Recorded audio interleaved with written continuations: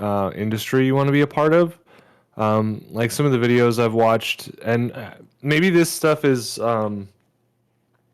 just obvious to me because I've been like making videos and trying to grow my YouTube and my Twitch for a long time, where I'm just like, yeah, of course, like I have a Discord so that I can tell people about my shit. Like the only reason I have a Twitter is because all my streamer friends have Twitters, and it helps us like um, cross promote each other.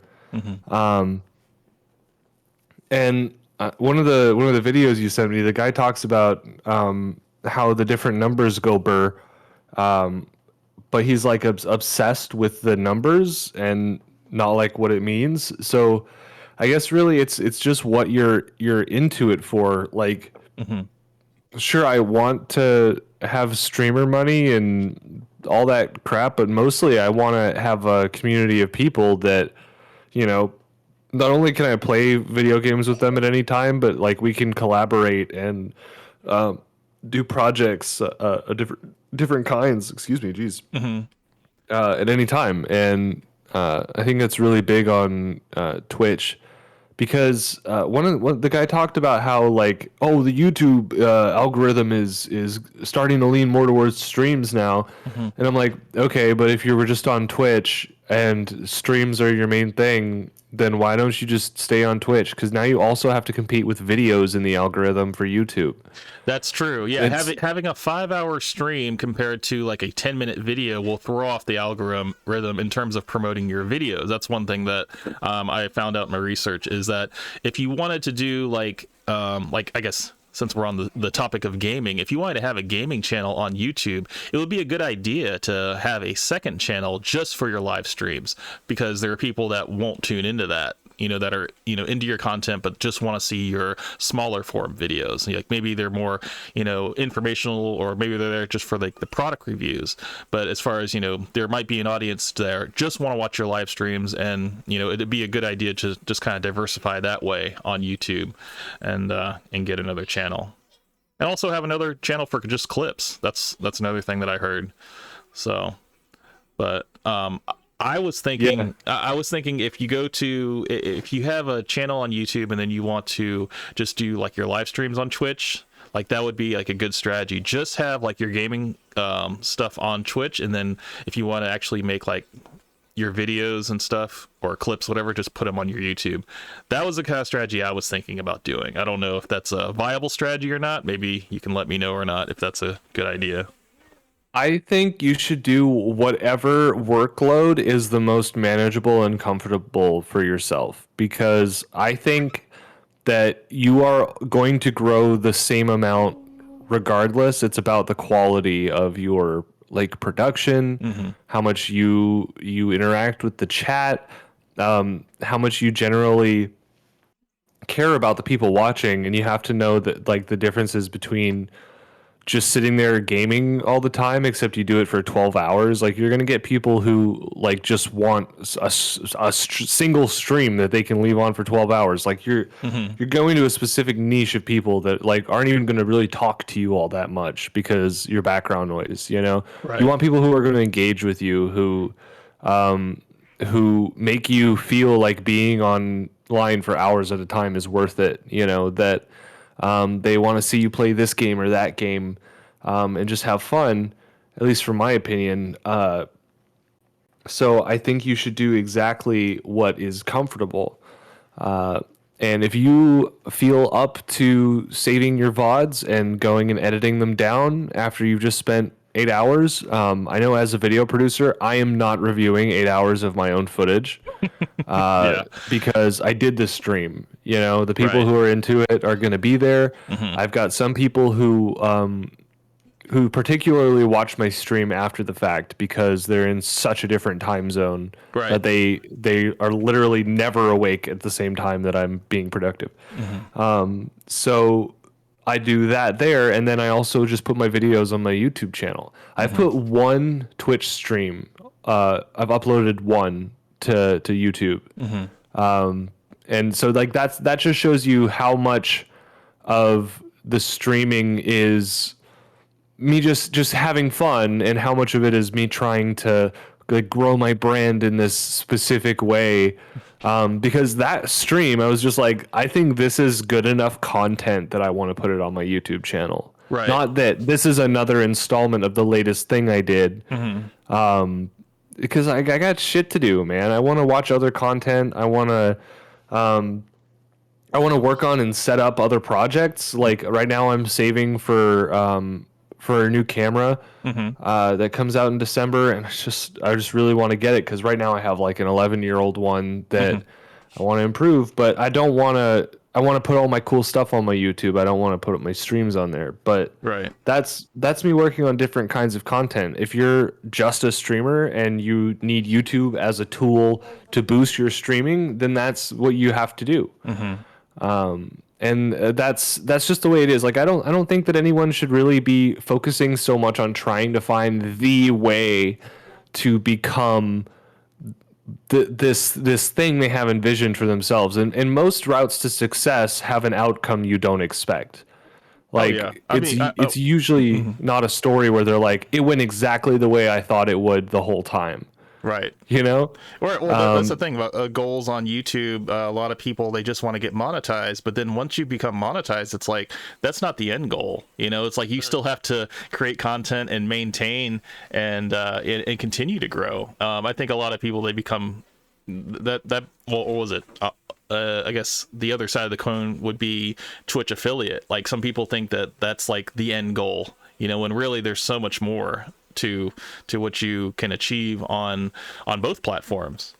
But using, I guess, having a Twitch and stuff, or well, I was trying to think how I was gonna phrase this, because what you were saying, it was actually making me think of something. Okay, yeah. So having videos that create value. That's one thing that it is kind of that rings true amongst a lot of creators, is that if you're going to be in this space, you want to create value, create stuff that people want to watch. And I think that's kind of what YouTube is probably best for. Whereas, Twitch is better for the interactive interaction experience and building of community and stuff, the live aspect. So I feel like Twitch has some strengths that YouTube lacks, and YouTube has more of a permanence in terms of like your video content and everything. I mean, it could be video content or your live streams or whatever, but it stays there forever. Whereas I think with Twitch, it isn't forever. Is that am I wrong when I say that? Yeah, it stays for a week.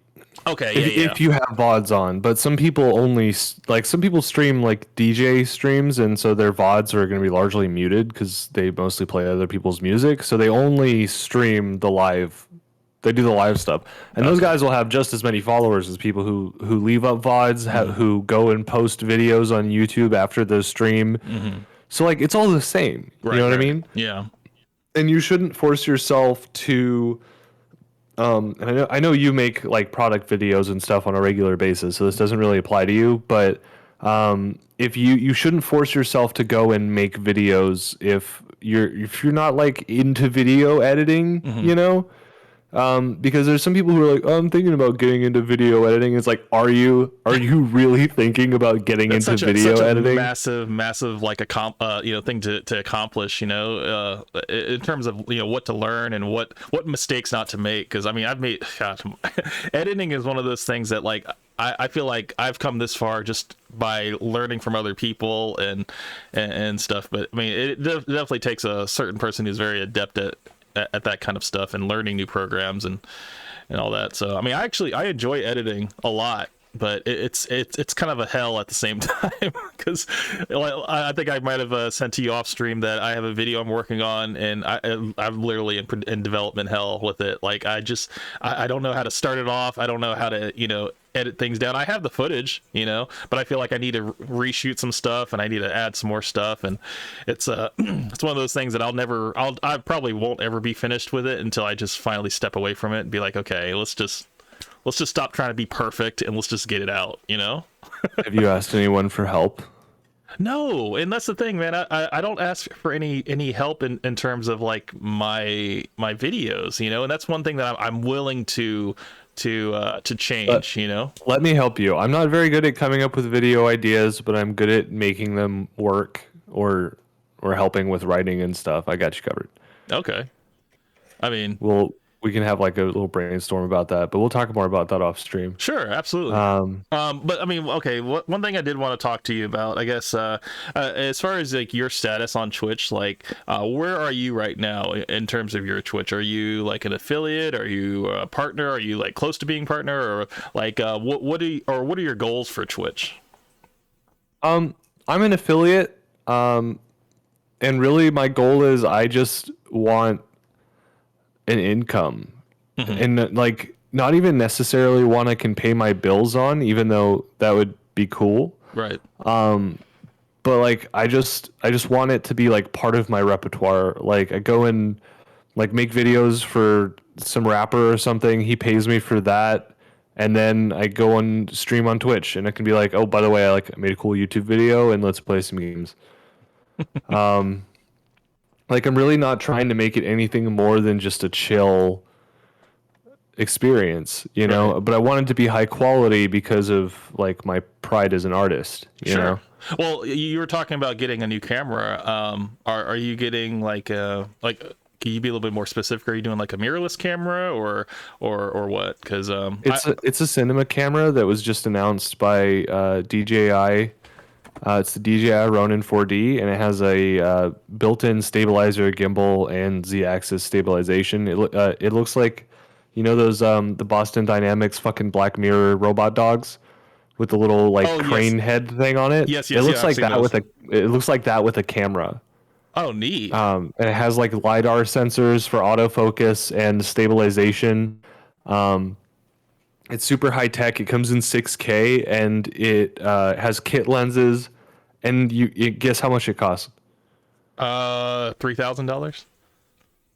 No, it's $7,200, but it's still like a lot cheaper than for me to go and like buy $1,000 camera and then like buy all this crap to make it do the same thing this one camera will do. Okay. But I want to get it because it'll allow me to get a whole bunch of cinematic quality shots with like really little effort. Okay. And it's definitely worth it. Well, right now I've been doing a little research on mirrorless cameras, and I know that the Sony A600 or 6000, sorry, is like kind of like the the popular ones against like, you know, small to mid-tier stringers, and you know, as far as it offering like a shallow depth of field, and you can do like all types of, you know, blurry backgrounds and you know, wide shots, wide angles if you wanted to. So I think that would probably be the next evolution, I guess, for my stuff, because that's at least what I've been researching. At least having a second camera to be able to pull off other angles and stuff of my shots and videos, because I think, you know, locking my webcam to one angle is, you know, it can be boring, and I was thinking, you know, just to kind of, you know, break things up a little bit, I think it'd be interesting to do. But yeah, again, that's be careful with that, because you can take it from like boring but informative to like kind of weird with your second angle. Sure. I've seen that a lot. Where do you watch The Daily Show? With Jon Stewart? No, Trevor Noah. Oh, I have seen a couple episodes with Trevor Noah. Yeah. Okay, well, recently they added like a second camera to it, and the second angle's kind of weird. And then Legal Eagle also added a second camera, but that one's on a slider, so it's like less weird, but still weird. I don't know, because when you're used to someone looking straight into the camera, I think it's weird to get like this off to the side, not looking at you angle. Depending on how you do it. Right. Well, I've seen a couple. I think what's his name? God, what's that? Oh, I can't. My chat says that the VODs are actually up for 2 weeks. 14 days for affiliate, 60 days for partners. So I guess it's just 70 days for non-affiliates. Okay, gotcha. Yeah, well, that was the thing that I was thinking about, because yeah, I mean, if I were to, you know, start streaming on Twitch and stuff, I mean, I kind of like having my stuff up there, you know, like to go back to and everything. And then, like, I don't know, man, like, I don't know if I can let it go. But I guess, you know, if you're making so many videos and stuff like that, you can't really be beholden to them or want to, you know, hold on to it all. I guess that's what OBS is for, and saving stuff, you know, on hard drives if you wanted to re-upload it. Yeah, and you can either save it that way, which will probably give you higher file quality, or you can just download the VOD and re-upload it to YouTube. Mm-hmm. Or you can use Restream and do both. But if you're looking to get like a bunch of massive growth, eventually you're not going to be able to do that. So it's like you have to kind of make a choice. That's one thing I did come across was Restream, and I was not 100% on like my knowledge of it, because from what I understand, if I guess after you become a Twitch affiliate, that kind of like bounds you to the platform. So like you can't. It was like you can still stream on YouTube, but not at the same time as Twitch. You like it. I don't know. I don't know if you could probably explain it better, but for what I understood is that it can't be more than 24 hours or something. If you stream on Twitch, you can't repost it anywhere else for 24 hours. Is that right? I honestly don't know about that, because I don't care that much about like cross-platforming with streaming. Gotcha. Well, I just know that there was like a terms and conditions or something on Twitch as far as reposting content. Like there had to be like a small window to where it was like an exclusivity kind of deal, and I don't know. I think that's just for partners. Oh, okay. So Twitch affiliates, it doesn't apply to you. Okay. Well, yeah, because partners just get paid more from Twitch than affiliates do. Okay. And then they have like certain other obligations, and then they also get like teams available, which is where like a Twitch partner can like sign affiliates under them, I guess, and that helps them gain popularity even better. Like my friend Antipodian Squid is part of a team called Team Rasco, which is led by Jordan Raskopoulos, who is I believe she's a psychologist. She's also like a comedian, trans activist, kind of different cool, interesting stuff like that. But a bunch of my other, she's under her team on Twitch, or they are under her team on Twitch, and it's pretty fucking cool. Mm-hmm. Part of the bread tubers. Oh yeah. That was one thing I wanted to, I guess, maybe evolve this conversation into, as far as like, I guess, I was thinking crumb chat or crumbcast.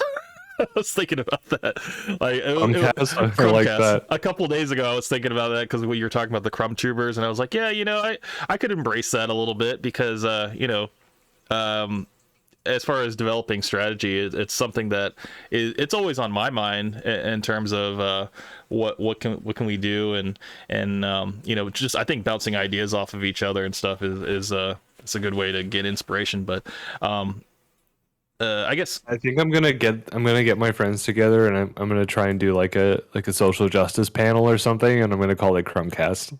Hey, that's fine, man. You can have that. Streamosphere and Crumbcast. I was gonna say, if I can keep Streamosphere, because I looked that up on YouTube, and I think we're the only ones that have it. So I think we should definitely hold on to that at least. I'll call that an even trade. yeah. You can definitely have Crumbcast. Crumbcast is kind of something that it kind of spawned from your idea anyway. So yeah, you should definitely take that one. All right, cool. If you needed like a logo or something for it, I can probably think of a couple ideas for Crumbcast. Yeah, I just need like a loaf of bread, mm-hmm. with like a couple slices cut off, laying on their side with like some crumbs around it. I think that'd be perfect. Maybe some hands reaching up. Crumbcast, bread for the family, or crumbs for my family. I like it, man. I like it a lot. One thing, I guess if you could try to just convince me of it that Twitch is the way to go in terms of like streaming, because I like right now everybody's telling me, hey, go to just stream on YouTube, whatever, because there's less competition, whereas, you know, Twitch has more competition. And I hate that word. What? Competition? The competition, man. Well, that's the thing. Like, I'm okay. Look, I want to God, what is it? like, okay, I'm not a person that's like, okay, if I'm not successful, whatever, then I'm just gonna like, throw it all away. No, I'm gonna keep working at it, but I do want to give myself a good direction, and at least find somebody that can put me in the right direction. What do you think is the best plan for? I guess I should make it a little bit more specific. My content, the kind of content that I make, because like I know that there are certain games that perform well on Twitch. That's one thing. That's another thing I did in my little research, is that there are Okay, so forget about stuff like that. Like forget about okay. like don't play top games in order to get views. You should keep doing what you're doing, where you play a game that means a lot to you, or is nostalgic, or you think is new and interesting and excites you. Because I mean, I wrote this in my physical notes. Like, I hate the idea of like going into a platform, seeing what is the most competitive, and will score you the most views, when it's like, okay, but now you're quote unquote competing against all the people following the exact same strategy you are, instead of Right. being yourself. Right. And that competitive mindset, even if you don't like think of it that way, if you're looking at what other people are doing in order to figure out what you should be doing, aside from things like someone says, here's how you make like a really good layout for your stream. Here's how you get these different elements to act. Things that can boost people's experience of what you do. And just keep doing what you do, because like otherwise it's not going to be, it's going to be a job. It's going to be a job where you go and you do analytics. And I mean, like, eventually it always does become a job with media creation, right? Right. Eventually. But and you're going to do some of that either way, but it's going to make it harder for you to collaborate later when you're coming at it this way. Like, gosh, the energy drink was a mistake. So like my buddy Raz and I have been playing Evolve, which is a game from 2015 that was like hated by a lot of people and died before it ever became as popular as it could be. Yeah, I did hear about the game. Yeah, everyone's heard about the game, but almost no one has played it. Hey, Jacqueline, welcome. And oh shit, what was I saying? Oh, you were playing Evolve with your friend? Yeah, and the obscurity of that game just points to how like we're just having fun, Right. And the people who want to watch us are gonna watch us. Jacqueline says, or Kaio says, it wasn't hated per se, it just died. That's about it. Yeah, but it died because they hated how like they weren't updating it, or at least that's what Raz said. And it's just one of those sad things where it's like a really good game. It runs on like no resources, and it looks amazing. And it's from 2015. So much fun. You should play it with us, by the way. It's such a cool game. Is it on Steam? Yeah, I have to ask my buddy Raz about it. See if we can get you a key somehow. Okay. Or if he can send me somewhere that you can buy one. I don't think they cost very much. Well, one thing that I was wondering. Oh wait, hold on. Hold on. Let me mess something up. Let me get this out. Okay. Something. Sorry, my computer for some reason went muted. Can you hear me? Yeah, I can still hear you. Okay, yeah. Sorry about that. Yeah. So my games that I play are like super like niche games. I feel like Operation Darkness is globally hated, but liked by a very small group of people. And then you got Cult of Saga, which has like a very tight knit community, but like is a relatively unknown game, like by modern standards. Like most people don't have never heard about it.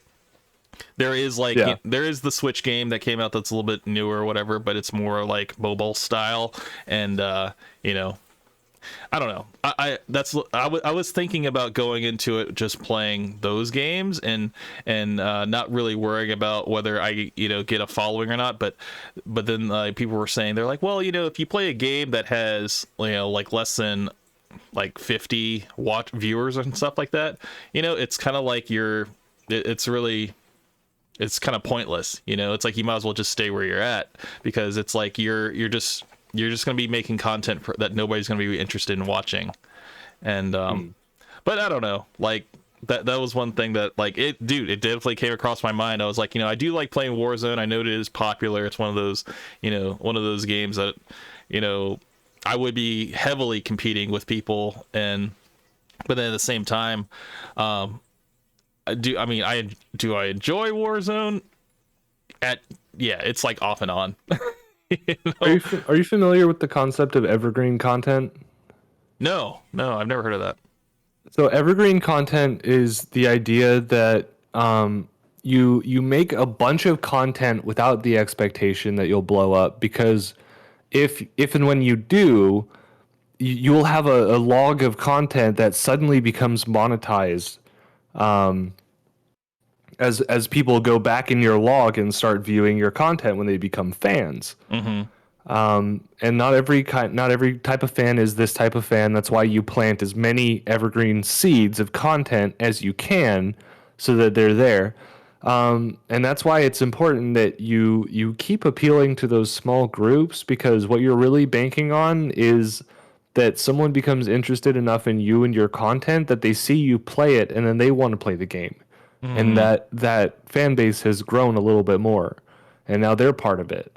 Right. And even if they don't become part of it, now they are aware of it because they enjoyed seeing you play it.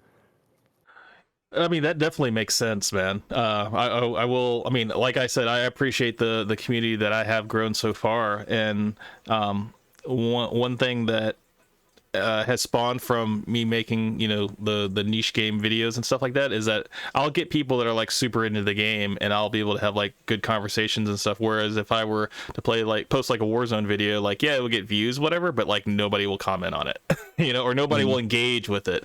And that's I guess that's the thing, is trying to find that balance, to play a game that is fun to me, that I enjoy, but also to be in a relevant space, I guess. So it's definitely tough. But one thing I got on my research is that, hey, you don't want to play single player games on Twitch, because they say that it's more geared towards like multiplayer or massively multiplayer games. Those are the games that are more popular or whatever. And I know I'm going back to I'm going back to my original point of trying to compete, but again, I don't want to make it's not making a move, because I wouldn't be making a move. I'm still on YouTube, but I don't want to take a misstep or make a misstep, and I guess put a lot of energy into something that is just going to end up ultimately being a waste of time, so but I mean, I don't want to like dwell on that mindset, because I do kind of like hear what you're saying, that just to kind of build up a large variety of games, where kind of like what you do, you're not beholden to just one game. And I feel like you kind of found success by branching out and meeting different communities and stuff like that, and different interests, different games for different people. And no, I think it's definitely a good idea to cast a wider net in terms of interest. And yeah, I mean, besides that, I wanted to talk about just the comparing Twitch to YouTube in terms of, like, I guess being a partner and then being a YouTube partner. I think it's a lot harder. It's a lot harder on YouTube, but I think the benefits are greater because of just the wider base that YouTube has. And I'm not sure. I mean, I don't know, because I haven't experienced it yet. But does Twitch have what's it called? Trying to think what I'm going to say. Does Twitch have the lifespan that you think that will outlive YouTube, or do you think it will eventually go the way of Mixer? I think Mixer is a non-factor. You think so? Yeah. Twitch is a part of Amazon, and Amazon is here to stay. And they have such a firm handle on a single type of media that YouTube is just trying to muscle in on because they already have the framework to do it. Yeah, YouTube is owned by Google, but we're talking like that's what I'm saying is we're talking about Google and Amazon. Neither of them are going anywhere. Oh yeah, corporate giants. Yeah, exactly. I don't know if you see my chat. I got some people talking in the chat. But yeah, like Twitch is all streaming all the time, and YouTube is for me. YouTube is where I go for videos, not where I go to watch streams. I do not and will not watch streams there because, like I said, if at least from my point of view, the videos are competing with the streams, and I'd rather watch the videos because I can engage with streams on Twitch. Right. Yeah, so yeah, I guess it's rare to engage with a video that's already been posted, but yeah, I guess it all depends on the topic, honestly, because I mean there are videos that spawn tons of engagement and get a lot of returning engagement, you know. So I guess for me, like I'm thinking the best strategy for me would be to keep doing the product reviews and, you know, whatever gaming and stuff that I want to do on YouTube and stuff, but then like I'm sorry, highly edited my edited videos and stuff, keep it all on YouTube, and then move all my live stream stuff to Twitch. I'm thinking just to try it, you know, because I'm not gonna like I'm not. That goes back to what I was saying, where like you are comfortable with and feel like you have the time to edit your streams down, do that. Yeah. And then like you just said, just put them on YouTube, and you know you can do all your streaming in one place. You don't have to worry about like restream or anything of that because you have the capacity to also produce on YouTube, and you should stick with that. Right. Yeah. I mean, I don't think another thing with single player games, I've noticed that when it comes to the YouTube videos, if you were to give yourself some kind of challenge in that game, like Mitten Squad did a video recently that was like, can I beat Call of Duty World War II without taking any damage? You know? It's so funny that you just said that, because last night I caught a video, because you know I'm currently playing Operation Darkness on my channel, and I watched a video that was posted a week ago, and I don't remember this guy's name, but he basically played Operation Darkness all the way through, no deaths, no grinding, and he said no saves. And it took him, and it was an over 24-hour video, which I didn't know you could even do that on YouTube. Like I was like, wow, I thought 12 hours was the cap, but this guy went like 26 or 25 hours, and it was like from start to finish. And I was like, that's an interesting video. I was like, that blew my freaking mind, because like my videos have gone over like, I guess like 30. I think I'm like on 35 videos now just for that. And yeah, he has that on his channel too, but like he did an entire video from start to finish, and I'm like, that's freaking amazing. That like completely blew my mind, because I didn't even know that was possible, you know, without grinding. But and one of the ways to get videos monetized, the biggest thing is watch time hours. That's like one of the hardest things to get. Right. And if you're going around publishing 24-hour videos, enough people watching just leaving that on overnight, fucking, like your watch hours will be insane. Right. That's what the Spiffing Brit does, and he's admitted that he does 24-hour videos. He'll put long streams on YouTube, and long form content just gets you like a ton of average hours. Right. Well, that's the thing. I think as long as you're creating value in that time and keeps people engaged, I think that's it's definitely possible, and to do it off of like a few videos. But I also think that there are people that don't have the time or the attention span to really to even dedicate 10 minutes or 20 minutes to a video. I don't know. For me, I think it's all about trying to find that sweet spot, because you know I have a product review video on my channel that it's actually the headset video, and that one for some reason is getting promoted like crazy. And I look at the analytics for that all the time, and it just keeps going up and up. But it's not like it's not a super long video. I think it's like probably about 10 minutes or so. And I was thinking that I think 10 minutes is kind of like the sweet spot in terms of your videos, because it's not too long and it's not like it's just enough information for people to, you know, to stay interested in stuff. And you should get what's up? You should get one of those little pedestals that they use for like product photography that slowly spins stuff. Oh yeah. What was it called? Like a Lazy Susan? I know that it's like a little circular like wooden table, but it's like small, and you can like put a product on it and you can like spin it. These ones have a motor in them. Oh, okay. Yeah, I've seen those. Yeah, but like that's all it does is it just rotates at different speeds.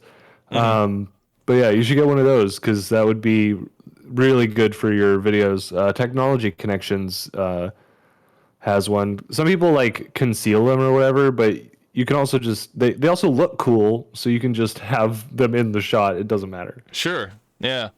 Well, yeah, the next video, well, besides the dual screen setup video, there's one that I want to do on the dolly that I have. It's kind of, well, it's not a dolly, but what is it? It's like it's for a mirrorless camera. It's like a single track thing where you move it back and forth. It's not motorized. Slider. Yes, thank you. It's a B-roll slider. But yeah, I want to get. I need to do a video on that, but I need to figure out how.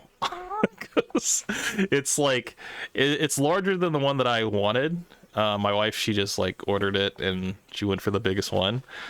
And so now I'm trying to figure out how to put it in either put it in a thumbnail somehow, some way, or make it look interesting, you know. So do you have more than one camera? I have just my webcam and I have my cell phone. So yeah, I know. Like I said, man, like I still gotta save up and actually get like an actual mirrorless camera, because I think that's what will benefit the most from that B-roll slider. Well, if you want to review camera stuff, you got to get two. Right. Because that's what's tough about shooting video content is if you're going to like shoot a video about a camera, you have to have a second camera. Right. Yeah. And that's the thing, man. It's all baby steps, man, to get to where I need to get. But no, it's all, believe me, I got a whole list of stuff that you know, that I need to get for the setup, and hell, I just got the second screen, so that's another step in the direction. And believe me, let me tell you, ever since I got the second screen, it has helped my streaming like so much, like in terms of organization and being able to engage and stuff. Like before, I was looking down on my phone, and it was just the worst. Because like you know, I don't get like the alert thing on my phone, so it's like I literally just have to glance down every once in a while, and if I see something or somebody's commented and stuff like that, it's like I have to get lucky to see that.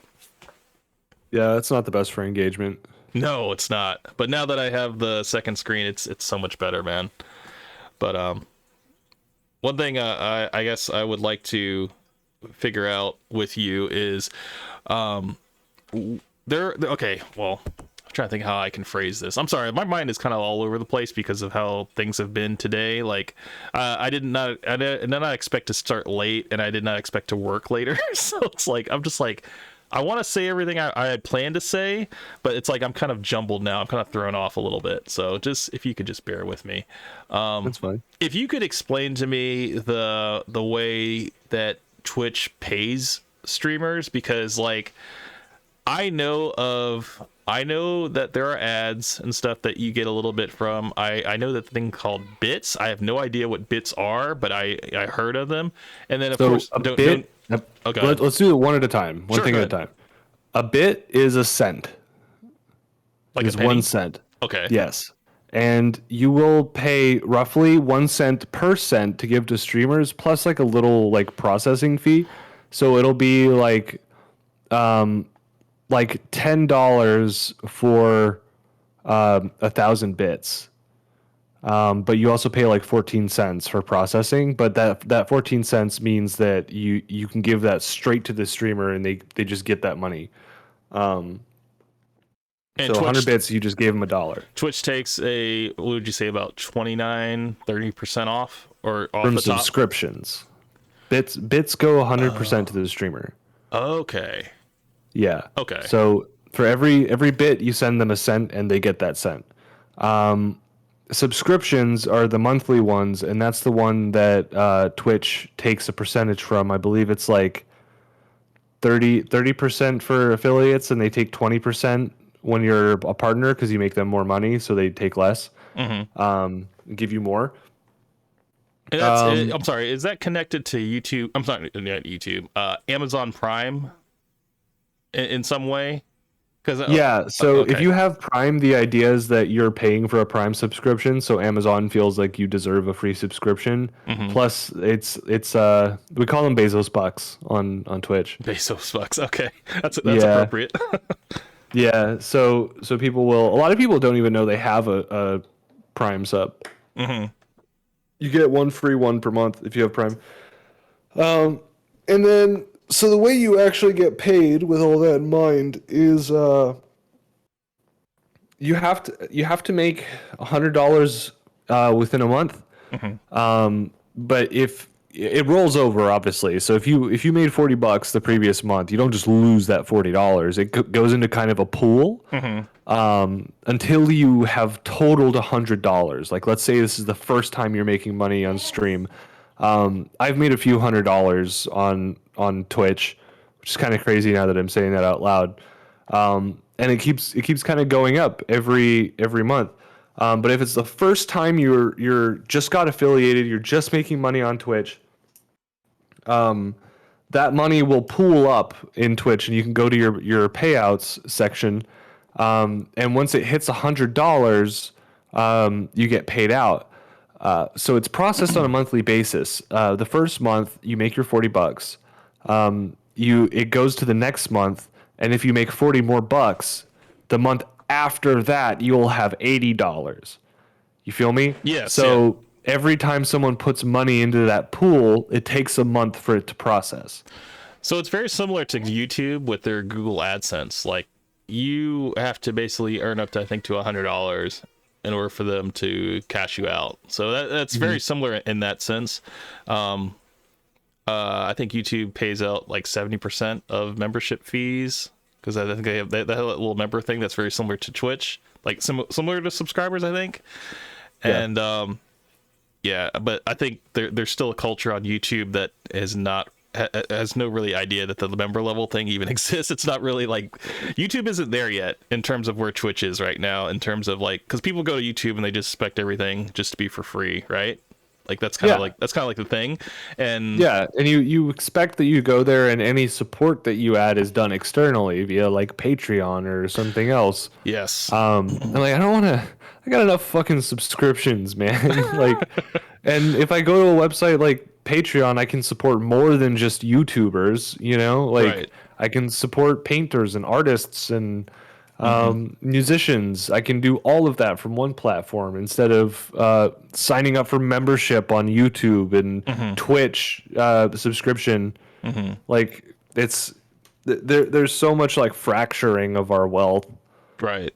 Well, that was one strategy that I heard from a Twitch streamer, is that in order to bypass that whole Twitch taking a cut of their money and stuff, they would just have a Patreon so that their money would go directly to them. And you can just put your Cash App up. I was going to say that was going to be the second option, would be Cash App. That way, there wouldn't be a middleman, taking their cut. Yeah. So yeah, there's definitely ways around that, but I think once you're affiliate or partner, whatever, is that option even like on the table, or is it better to be small and be able to do that? What option? To, I guess, go beyond the what's it called, the infrastructure of Twitch, and where they take like a certain percentage and stuff. Like, if you don't I think that option is available to you as long as you're not going to a competitor to do it. What do you mean? Does that make by sense? No. What do you mean by that? So, it's like a non-compete clause. It's kind of like you can use other things to boost your brand, but you can't go and stream on YouTube if you're streaming on Twitch. Right. So it's like, you can't, if you're signed with me, you can't go do the thing you do for me for someone else. You can go do anything else you want for someone else, but not the thing you do for me, because you've signed on to do it for me. And if you help someone else, you're helping a competitor, and that is a conflict of interest. But if you're not live on Twitch and then you go on YouTube and start streaming on Twitch, kind of like same layout and everything, like I mean, YouTube.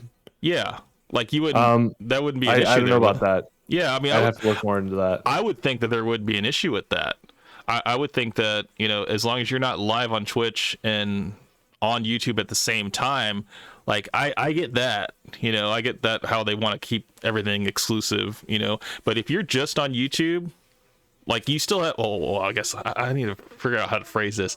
You are a Twitch streamer, but you are not live on Twitch at this moment. So then you go on YouTube and you start live streaming, and I don't see how it would be it would be a conflict of interest, because like it's not like they're not scanning YouTube to see any of the Twitch streamers are on live streaming doing what they do. You know? So when you're smaller, that totally doesn't matter. In fact, you can stream to them simultaneously. But when you sign on to them, it's basically them saying, "Hey, you're making us enough money that we basically consider you like an asset, like a true part of the company."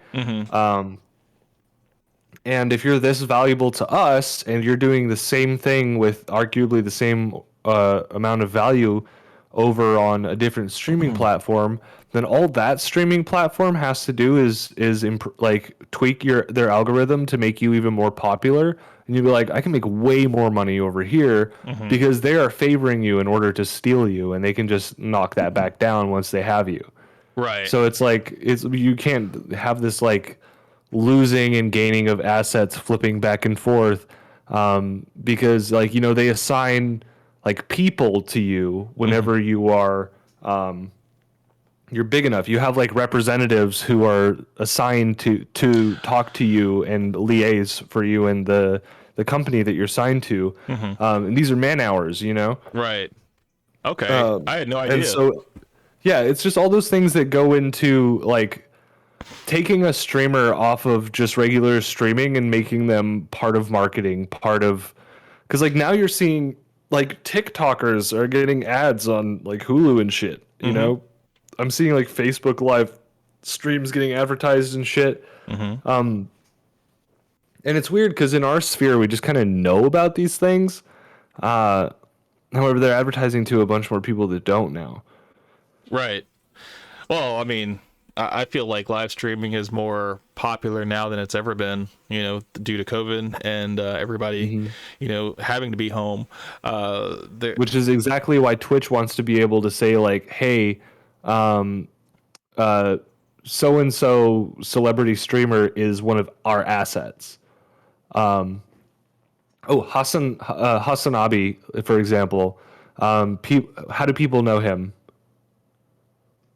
As a Twitch streamer. Sure. A famous Twitch streamer. Yeah. If he was a famous Twitch and YouTube streamer, they'd be like, hey, here's two competitors that he's really popular on. But instead, it's that he does most of his work on Twitch. That's where he gets all his donations and profit. But videos get uploaded by other people about him to YouTube all the time. He's on the H3 podcast.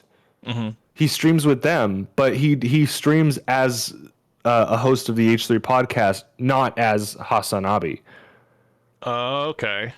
So he's not competing against Twitch by doing the same thing he does on Twitch. He's doing a talk show on YouTube as opposed to his usual leftist stuff on Twitch. Right. And he's still a lefty on there, but it's not about that. It's about the show that he and Ethan are doing.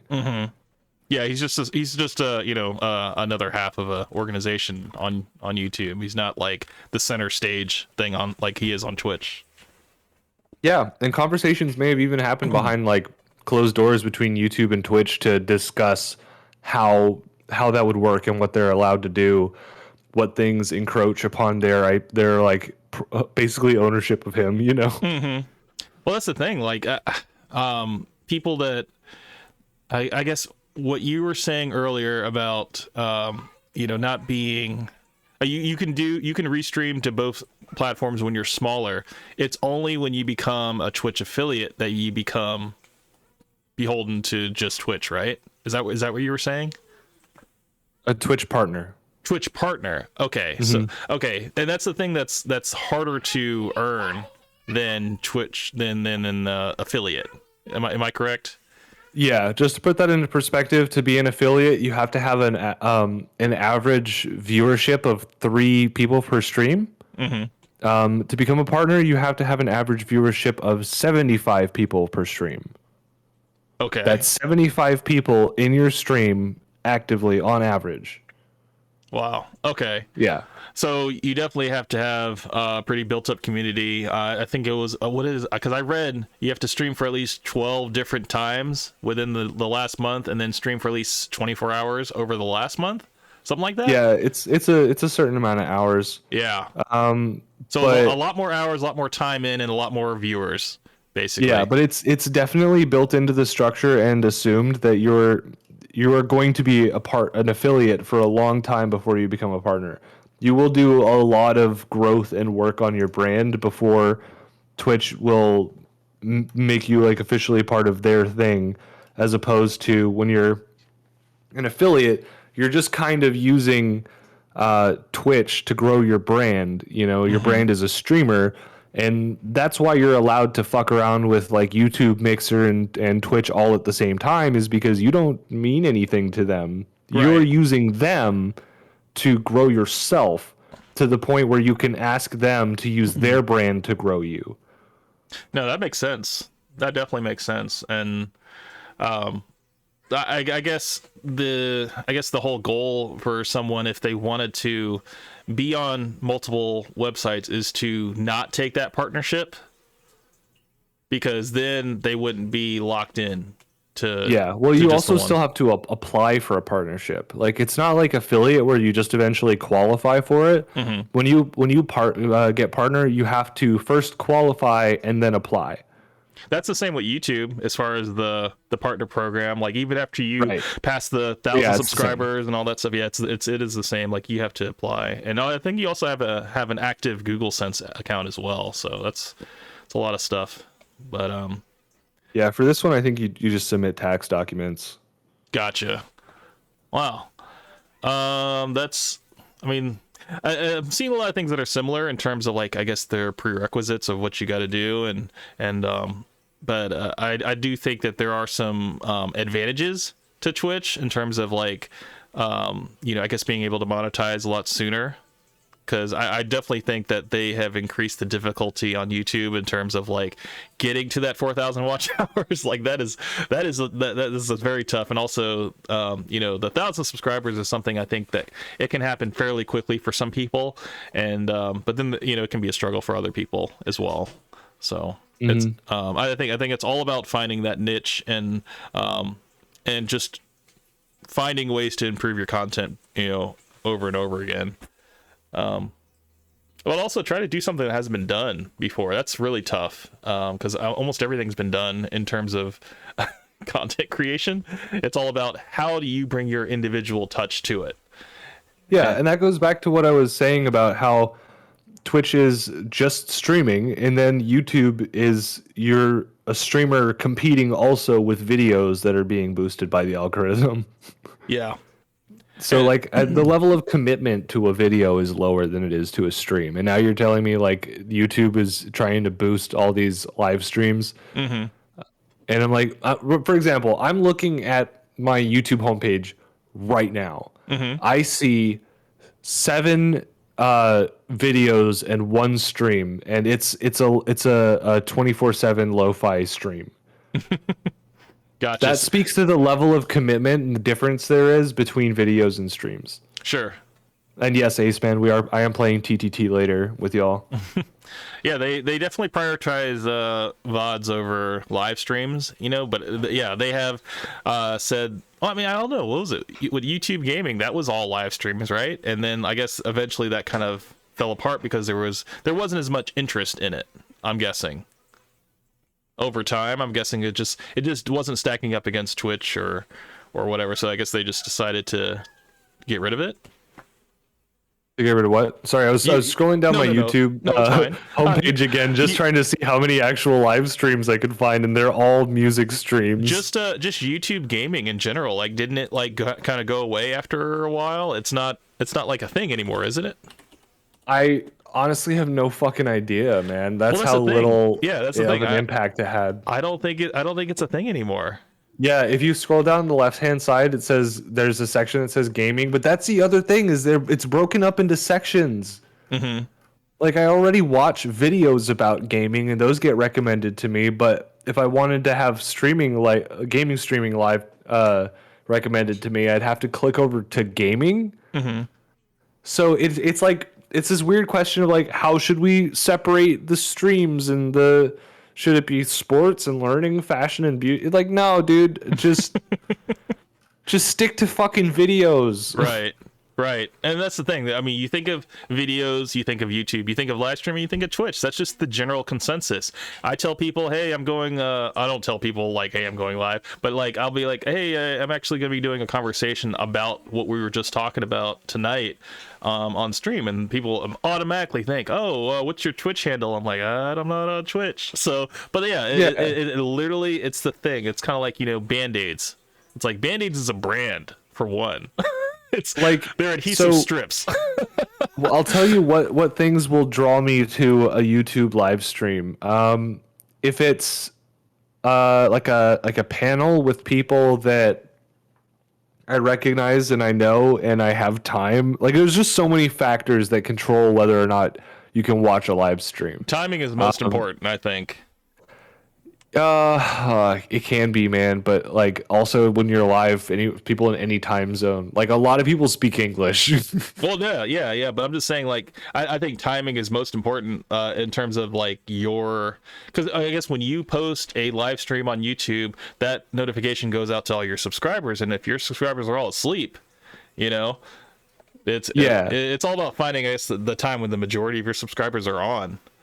So and YouTube is kind of more of a time-based thing because like with Twitch it's more of the consistency. Like if someone likes you, they'll try to be there when you're on, right. And whereas YouTube it's kind of like I expect a video from you every day, but I don't I'm not going to necessarily watch it at a certain time unless it's like Good Mythical Morning because that comes out before I go to work. Yeah, you know what I mean. Yeah.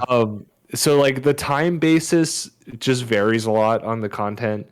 And so like when you're in that YouTube environment and you have the live streams trying to compete with the videos, it doesn't work the same way.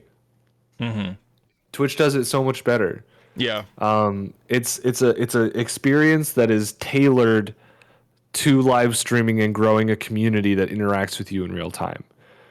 And that's like the biggest part of the thing I can say for anyone is like ultimately all of the social media sharing, posting your VODs after you stream, that's all well and good, but you should go to where you feel the most comfortable first, the thing that allows you to engage with your audience the way you want to. Mm-hmm. And I think you should only stream on YouTube if you already have a big audience for your videos that is getting notified about you streaming. Mm-hmm. Like, do you know the streamer or no the YouTuber Quite? Quite. No, I don't. He does kind of like I guess kind of drama streaming or drama or conversations that are happening and kind of riffs on them a bit. But he didn't start streaming until after his YouTube channel was like really big, and he started streaming on Twitch, not YouTube. Okay. Because he was like, if you want to see me streaming, I do that on Twitch. It's like even people who are well established in the online media content creation world understand that there's a time and a place for different types of media creation. Right. Illuminati, she does all of her research content on YouTube, but she also does a live version of that on Twitch. And I have her followed on both because I just like her work that much. But it's like kind of rare to get these two things followed because of the difference in content. I don't Right. watch her on Twitch, I'll admit it, but like I have her followed, you know. Mm-hmm. And then lurking is a big part of Twitch, whereas I feel like you're less likely to just open a video so it plays through to support your friends. Mm-hmm. Like if you watch a video, you want to watch a video. Yes. But with Twitch, you can just be around and it's support. Mm. So like right now, I have 3 streams open on my other monitor, just Okay. muted. Just to support, just to get their numbers up, you know. Mm-hmm. They don't even know I'm doing it. I don't announce it. I don't usually don't say anything. Mm-hmm. And yeah, their number is just 1 tick higher because I'm there, you know. That's nice, man. I mean, that's the thing. Like, I encourage all of my all the people that I watch. Sorry, And... I had a question in my Oh, chat. good. Actually, they do count if you mute the tab, Raz. I don't fully mute the player. I mute the tab. It counts. Oh, okay. Sorry, go ahead. No. I was gonna say, like, I definitely encourage that when I watch other people streams, and when they watch mine and stuff, is to at least leave a comment or like the video and stuff, because at least those things, I'm not sure how much weight those things carry, but as far as being recommended to other people through engagement, like that stuff does matter on YouTube. And I'm sure it matters just as much on Twitch when it comes to people just interacting, because if you say like you are a Twitch affiliate and you're working towards being a partner, I think to be considered a partner, you'd have to have that engagement. People actually chatting in your chat and stuff like that, not just the viewership. I would think you would want, people chatting. Engagement is a currency that's exchanged for the currency of attention.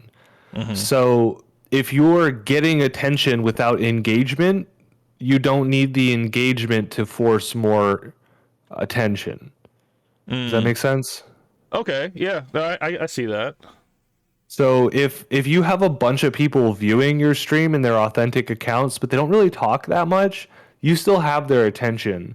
But if you have some people viewing, but they're engaging a lot, then the platform says, oh, this person deserves more attention because of their engagement, so that they get you more attention, and that's potentially more success. Right. Like the more people actually like comment on your videos, I feel like whether it's positive or negative, likes to dislikes, whatever. I think like it's all engagement at the end of the day in terms of YouTube, because that I think, what was it? I don't know which video I researched this about, but the I guess YouTube sees engagement as I guess you could say as a form of currency, but just as a form of keeping people on the platform longer. That's their main goal. And if people can get riled up and go back and forth in the comment section, then it's a good thing, because they're not leaving the site to go somewhere else. Like they're there and they're engaged. So yeah, whether it's positive or negative, there are definitely some consumers who are like, I don't feel like I want to be able to do everything on YouTube. Or I want to be able to just watch Twitch, and they're content with like one platform. But then there are people like me who are like, I want to get my videos on YouTube and just videos, and I want to go on Twitch to get my streams and just my streams and support my friends. Right. And then all the other stuff like Twitter and Instagram, and they're all just the same same nodes in the fabric of content creation. They're just tools that everyone uses. Yeah. It's just like you're not going to find hard. You're not going to find like engineers without a drill or something. Not engineers. They plan stuff, but like you're not going to find someone who builds what the engineers make without a drill. Yeah. Well, that's the thing. Like, okay, Instagram, I think about pictures and stuff like that, but I mean they're also doing like short form content as well, to kind of compete with TikTok, as well as YouTube Shorts and all that stuff. So I don't know, does Twitch have anything that's similar to that? I guess clips would be the short form content, or would that not qualify? That's not the same, because clips are more like like your community recognized a funny moment, or you as the streamer are clipping to save something for later. Or you feel like it's representative of your brand. Whereas shorts and like that TikTok style content are more planned and deliberate. Clips just kind of happen, so they're more like a byproduct of the stream that exists out of like necessity for being able to like save a moment. Oh, okay. Or highlight something for the streamer. But yeah, Wait, hold on. it's So not the wait, same. Yeah, are clips something that are done by you or something that's done automatically? both. Really? No, not automatically. They're done by you or they're done by the audience. Oh, that I didn't know. I thought clips were something that you thought was something that was good, so you clipped it into like a small little video, whatever. I didn't know that. So on my Twitch layout right now, there's a button that says clip that. And it'll clip the last like 30 seconds automatically. Or as a viewer, whenever you go into the player, there's a little what is it called? Fuck. Help me, chat. The board that snaps when the film, the mark. There's a marker. Is that what it is? A clacker. Thank you. It shows a clacker, and you can go back and like it always saves the previous minute, so you have like a short time to go and be like, oh, I want to save that. And you can go through the last minute that was playing, and you can clip out what you want. Okay, so when people say clip it and put it on World Store, that's what they mean, right? On World Star? Yeah, people from Twitch. Yeah, from Twitch. They'll be like, or I mean, I guess from any video from whatever platform, whatever. They clip and put it on World Star. That's kind of what they mean, right? Honestly, that could be anything. That could be like literally save this video, open it up in an editing software, and clip it out. Or if it's on Twitch, it would probably be the clip function. Okay. Of Twitch. No, because I've heard that term before, and I was like, I never really applied it to whatever I was doing. My chat says there's also highlights, which is like a clip, but only mods can do it. And it lets you do longer segments. Okay. That's another thing I wanted to talk to you about, mods. Having, I guess, trusting people with your content, like how does that go about? Does that happen organically? Does that happen with personal friends that you know IRL, or how does that go? That's basically the situation, man. Yeah.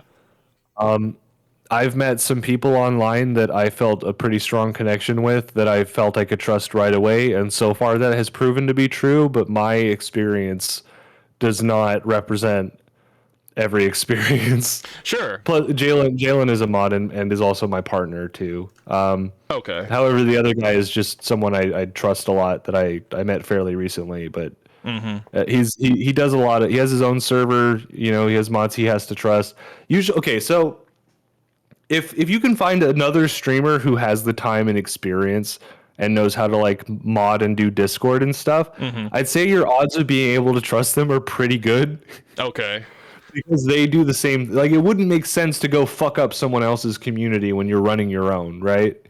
I would look for people who already have those responsibilities and follow their lead. Okay. Yeah, no, I don't know. My mind just goes to like, you can't trust everybody, So that's one of those things that I was kind of weary about, if Also, you can control the level of control. Like Raz is saying, moderators can't just automatically fully control the channel. You have to make them also editors.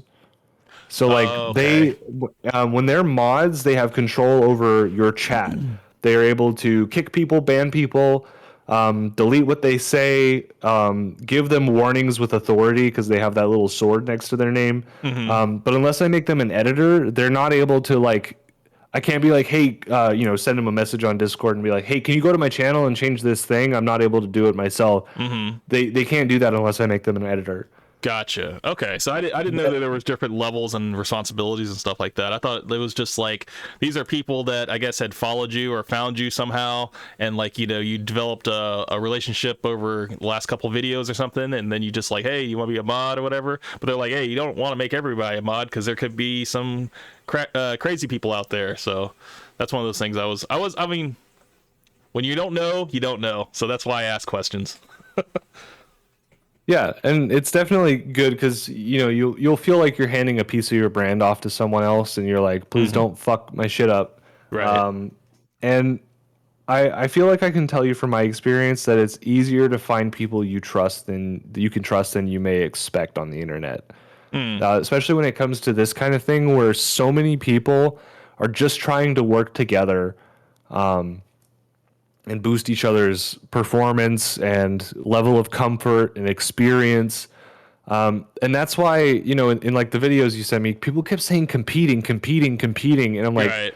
you're not going to be competing when you get to a certain point, because when you get to the point where people want to collaborate with you and you're stuck in a competition mindset, you're going to be asked to collaborate with, because Right. you're going to be hard set into these patterns where you're just trying to like do better than the people who want nothing but the best for you, who want to grow themselves but do it in a way that's equitable and fair, and like and makes the internet feel like a nicer place.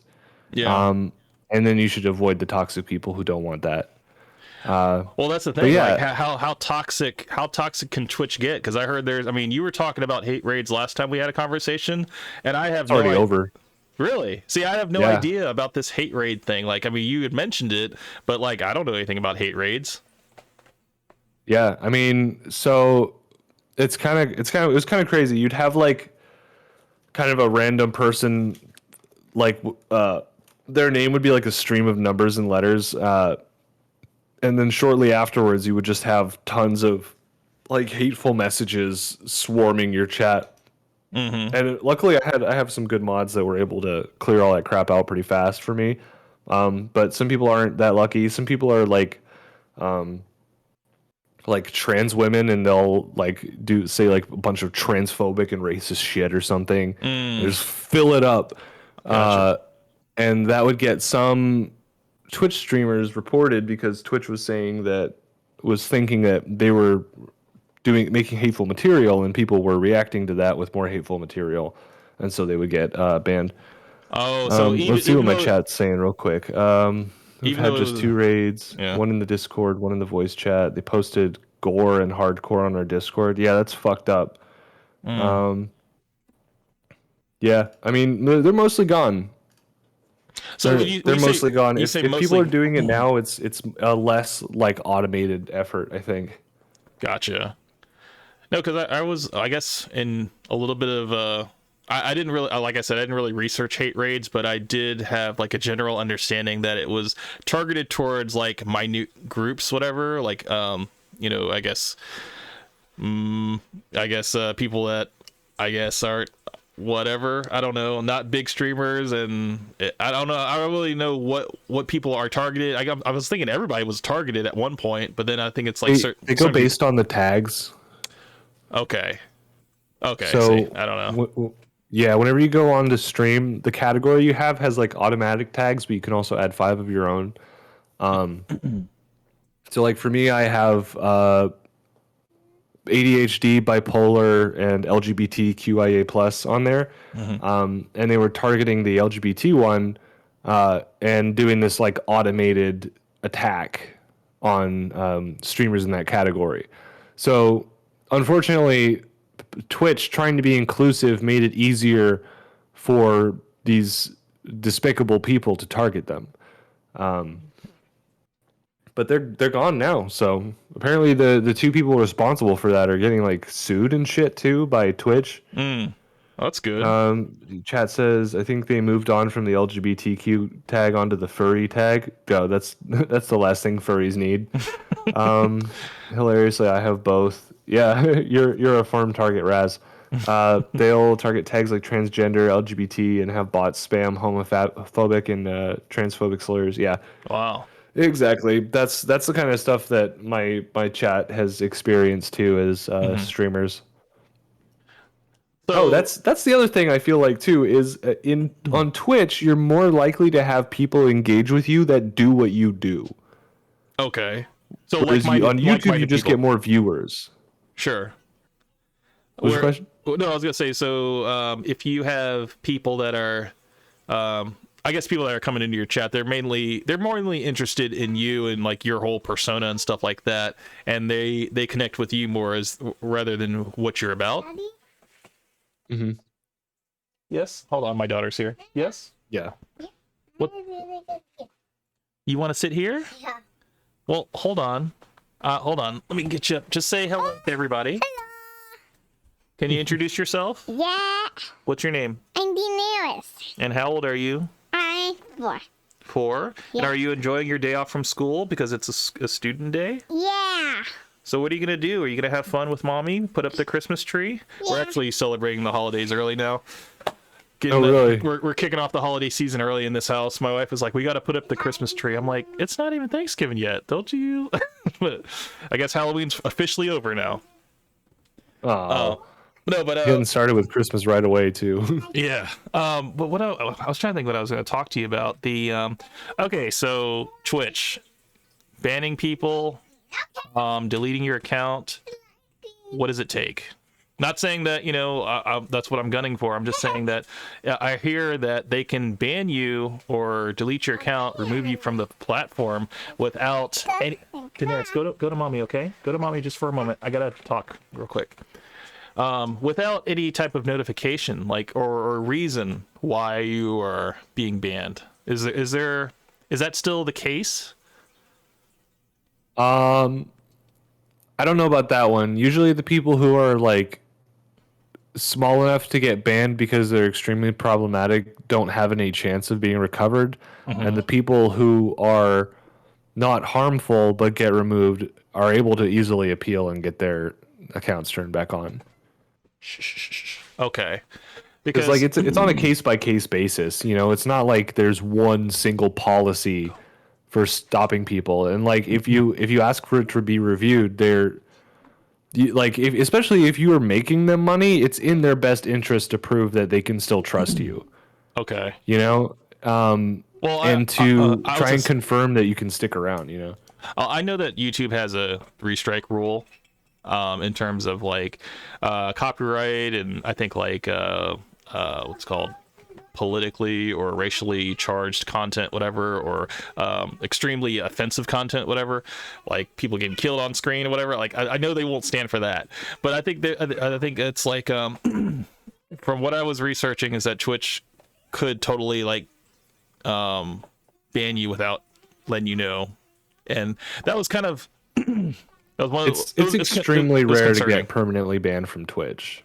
Okay. Like one of my friends in the chat right now is he's kind of an edgy guy, but he's respectful. He's a fucking furry after all. Like, some people are pretty fucking edgy on there, like to the point where it's kind of like you shouldn't say that. Nothing happens to them. Okay. Because like no one cares about those people, But as soon as you get big enough that like Twitch has to start thinking about whether or not they want you on the platform. Yeah, like if you're violating TOS, you're gone.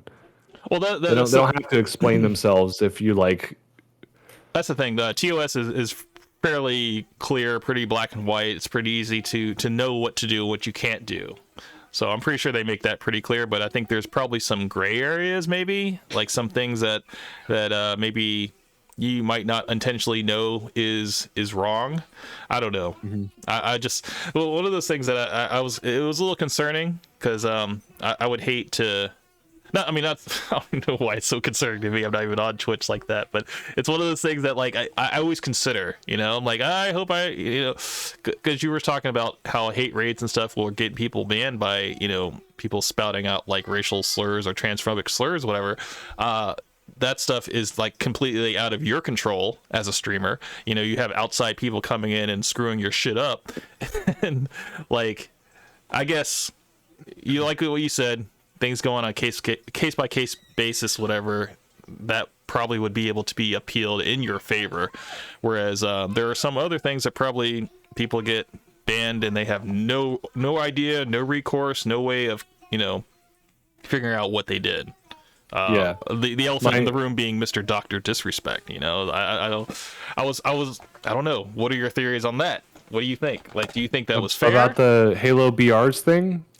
No. Well, we can get to that, but I was thinking about just Dr. Disrespect in general. You know, like, do you know why he got banned?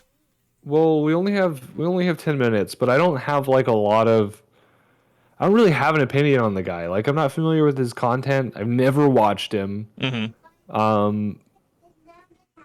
But the only opinion I have on him is about the thing you sent me to research. Let's talk about that then. Since we only have 10 minutes, let's just bring it home and let's talk about Halo Infinite. And a lot of streamers, you know, I think a lot of them are on Twitch and on YouTube, all have this weird consensus that if Halo Infinite comes out and it doesn't have a Battle Royale mode, it won't last past 3 months. What are your thoughts on that?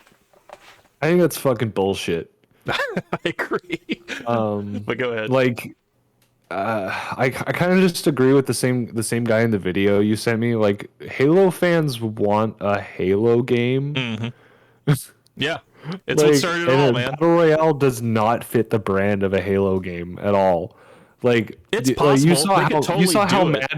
You saw how mad people got at the end of what was it 4, where like there was a survival round at like the end of the game where like you just fight elites or something until in the you fog. Die. Yes. Yeah, I remember that. That was good. It was like survive, but you can't survive. It's impossible. Yeah, you were doomed from the start. Yep.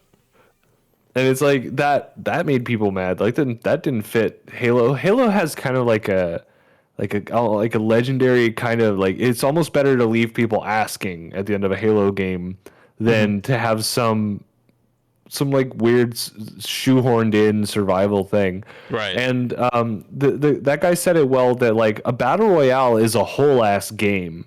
Yeah. Like, you can't just be like, it also needs battle royale. Like, come on, let Halo be Halo, man. Right. Well, my whole thoughts about it is that these streamers are they have their viewership and all that stuff, and they have I guess adjusted so much to just battle royales that's like their comfort zone, and they don't want to step out of their comfort zone. They don't want to play a game that is just going to be a straight up multiplayer and not have that aspect to it, because it's, I don't know, it's like, I guess it's hard to be, you know, when you've been riding this train for so long, you know, it's like, I think it would be hard to get off and try something new or try something old. Because honestly, I think Halo has a formula, man, and it's still fun. Halo 3 and Halo 2 are still fun after all these years. And to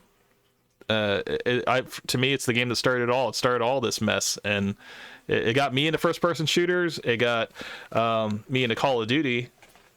But I realize that, you know, those games are very different, but in their own good ways. And I look forward to Halo Infinite. I think I don't think it needs to have a battle royale mode. I just think that's just streamers not willing to step out of their comfort zone. You know, I'm just looking forward to another Halo good old co-op campaign, man. Oh yeah, and to be able to just play it online with my friends at any time. Yeah, that 4-player co-op on Halo 3 was like, that was massive, and I was so happy that they did that.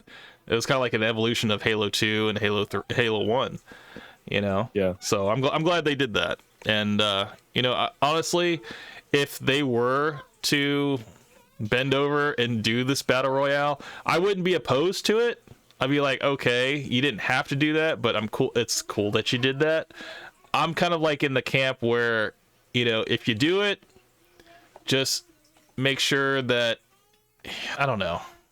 Plus, they're gonna have Forge, and like that guy said, you can just make battle royale yourself. Yes, that's true. Like, that's very odds true. are people will just play it. They'll just download your game mode and play the fuck out of it, like they did with wasn't Griffball? What is it called? Yeah, Griffball. Yeah, that's one of them. Didn't that start out as a mod and then they made it like a legit game mode? Actual game, yeah. And I thought that was great. That was one of those things that it spawned from the community, and it'd have to be really popular. And yeah, but it's like people forget that this shit happens. right. Well, that's the thing. It's like people they think that battle royales are like that's just how things have evolved. And you know, I feel like, okay, think about what was it, Black Ops 3, when Black Ops 3 completely forgoed the campaign and went straight to battle royale. Was that the Black Ops 3? I don't know which one it was, but I was kind of disappointed with that. I was like, you know, it's like Modern Warfare. No, not Modern Warfare. It was Black Ops 3 or 4, one of those where they went, yeah, my chat says 4. Yeah, where they did Blackout basically, and they completely left out the Blackout. They completely did. They were like, yeah, we're not going to do a campaign because we're focusing squarely on the battle royale. Yeah. And I was like, that kind of disappointed me a little bit, because I was like, you know, like I guess I'm in the small percentage of people that actually enjoy the single player experience as well. I mean, it's still nice to have, but to completely forego it, to move all your resources to just a battle royale, I feel like you're only pleasing, you know, one type of person when you could be, you know, try to do everybody, you know. Yeah, I don't think that, you know, if you look at video games as a meal, like, you expect your meal to be served on a plate, but I don't think that plate should be battle royales. Correct. No, like, you shouldn't expect every game to be served up with an entire other game style on the side. Just go play a battle royale, man, if that's what you want. Yeah, like, there's plenty of people developing just that one game. I feel like battle royale should be specialized, especially because like, it's its own genre now. Why is it being tacked on to other games? It doesn't make any sense. No, I agree. I think this kind of makes me think about, you know, survival modes in general. Like, I think, what was it, Gears of War, when they did the Horde mode? That was great. You know, like, the whole survival mode, that was kind of like a thing that was, I think when Call of Duty did it with the zombies and stuff, they like, other companies started doing it and start integrating their games, like, just in various ways. You can I think I feel differently about Horde and survival modes than I do about battle royales. Yeah. Because in that case, I think it's basically like a game mode that's essentially an asset dump. You know, there's not a ton of balancing or anything, because the stuff you're fighting mostly, it just acts the way it does in the game. It's just now there's more of it, and there's going to be more every wave. So like, that's different than a battle royale where like you're playing against other players. Sure. Co-op stuff is different, is what I'm saying. Yeah, you're going to be playing with each other to survive, as opposed to like playing against each other where you have to have all this balancing. And I don't know, you know, I'm less likely to be upset if I find a bug in a survival mode than if I do in a battle royale, because in a battle royale, that determines how I'm going to perform against other people. Correct. If Halo does the battle royale, they could do it worse or they could do it better, and I don't know if I would want to take that chance. I'd rather them just leave it out, you know. That's just me, you know, because I feel like Halo has its own recognition for it. You're gonna have that hardcore community that's gonna be there for it, and you know, if people want to have that thought that, oh, this game's not gonna last because of that, well, you know, then maybe Halo isn't for you, you know. Yeah, I think if anything, if you were going to do anything that was kind of un-Halo to do in the new Halo, it would just be an extra large game mode map. Sure. So like, if you, instead of, I think it's usually 16 players in Halo, right? Yeah. If you just allowed them to have like 36, and now it's extra people and it's more crazy, like, I feel like that would fit okay, because it would just be an extra thing. You know, using the same shit they have, making a map that, you know, is maybe the same as another map but slightly larger now, or fuck it, even the same map with more people. You know, it's like, I was gonna say, turning up its high octane, man. It's crazy. You're right. I was thinking coagulation like that. I mean, that with like more players would be great, you know, but I think Halo did experiment with big team battle at once, you know, where they had, I think it was more than 16, but I mean, it was chaos. Yeah. But no, I mean, honestly, man, I think at the end of the day, I think if we just try to innovate and not try to I mean, you can. It's tough because people are like, why don't you just give the fans what they want? At the same time, it's like sometimes you gotta give them what they don't know they want. You know. You gotta sneak it in there, man. Well, that's the thing. People forget Modern Warfare 2019 did not have Battle Royale until like what 6 months down the road, something like that. So you don't necessarily have to have it. And I just feel like, yeah, streamers, stop. Just sometimes you got to step out of your comfort zone and play a different kind of game. You know, not everything has to be the same. Not everything has to be Call of Duty. So, yep, that's my piece. That's my piece on it. And I think that was a good conversation. I think we had talked about a lot of points, and hopefully I was able to, at least gain a little bit. I gained a little bit of knowledge, at least about Twitch. A lot of stuff I didn't know, and I do appreciate you giving me that information. And as far as what I plan to do, I think the best plan would be to continue making videos for YouTube, and then slowly move my live streams over to Twitch. I think that's what I'm going to try. Yeah, man. Do things incrementally if you need to. Chat. If you want to go follow, subscribe to Camp Hustle 1 on YouTube. I dropped his link in the chat. We're going to be having more of these conversations with more people. I kind of want to get you involved, Raz, if you're still here and listening and want to have one of these chats with us. Yeah, definitely. More the merrier. Yep. And so I will be back in about an hour myself for some TTT streaming. What do you got going on, Camp Hustle? Well, unfortunately I have to work today, but I think on Sunday I will have a day off, so I will be able to.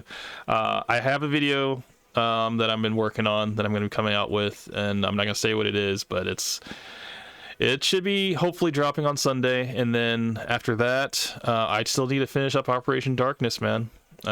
Maybe it's gonna be huge. It's gonna be fucking huge. You guys, okay? just get hype. That's all I can say. It's gonna be hype. big. Make sure you have your energy drink so you're wide awake for it. So, yep. But yeah, prepare yourselves. Again, man, it's always a pleasure. I appreciate you coming out. I know Blurwolf said he was gonna make it. I don't know what happened to him. We'll have to grill him later, probably in the next conversation. And yeah, but I hope you guys have a great day. Have some good times playing, and I will see you on the next one. Oh yeah, man. You too. Peace. All right, brother. Take care.